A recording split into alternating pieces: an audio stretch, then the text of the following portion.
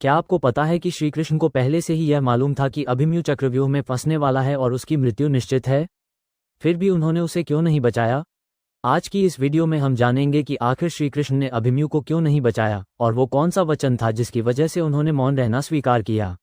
Video को अंत तक जरूर देखें और अगर आप ऐसी ही रोचक कहानियां सुनना चाहते हैं तो अभी चैनल को सब्सक्राइब कर लीजिए और वीडियो को लाइक करना ना भूलें। इस रचना की योजना महाभारत युद्ध के दौरान कौरवों के प्रधान सेनापति द्रोणाचार्य ने बनाई थी। उनका उद्देश्य या तो धर्मराज युधिष्ठिर को बंदी बनाना था या फिर अभिमन्यु को इस जटिल व्यूह में फंसाकर मार देना। पांडव पक्ष में इस चक्रव्यूह को भेदने का ज्ञान केवल 4 योद्धाओं को था, श्री कृष्ण, अर्जुन, प्रद्युम्न और अभिमन्यु को। लेकिन जिस दिन द्रोणाचार्य ने यह व्यूह रचा, उस दिन इन चारों में से सिर्फ अभिमन्यु ही युद्ध के मैदान में मौजूद था। अब सवाल उठता है, एक 16 वर्ष का युवा योद्धा कैसे इस घातक चक्रव्यूह में घुस गया? दरअसल अभिमन्यु ने ये ज्ञान अपनी मां के गर्भ में ही अर्जित कर लिया था, जब अर्जुन अपनी पत्नी सुभद्रा को चक्रव्यूह की रणनीति समझा रहे थे। लेकिन दुर्भाग्यवश सुभद्रा उस वक्त बीच में ही सो गई, जिससे अभिमन्यु को केवल इसमें प्रवेश करने का तरीका मालूम था, बाहर निकलने का नहीं।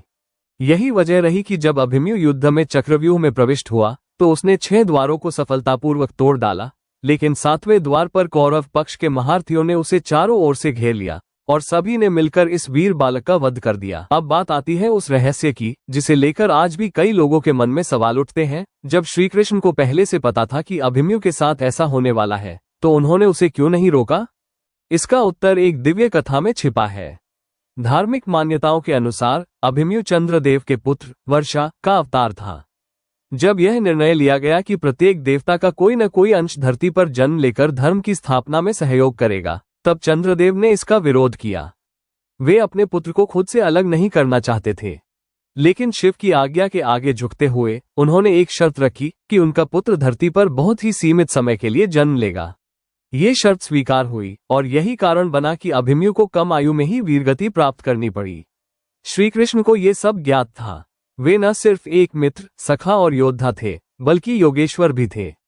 उन्हें हर आत्मा का उद्देश्य और उसकी नियति मालूम थी, इसलिए उन्होंने उस वचन और ब्रह्म नीति के पालन हेतु अभिमन्यु की रक्षा नहीं की। अभिमन्यु की मृत्यु किसी एक युद्धनीति या साजिश का परिणाम नहीं थी, बल्कि एक पूर्व निर्धारित दिव्य योजना का हिस्सा थी।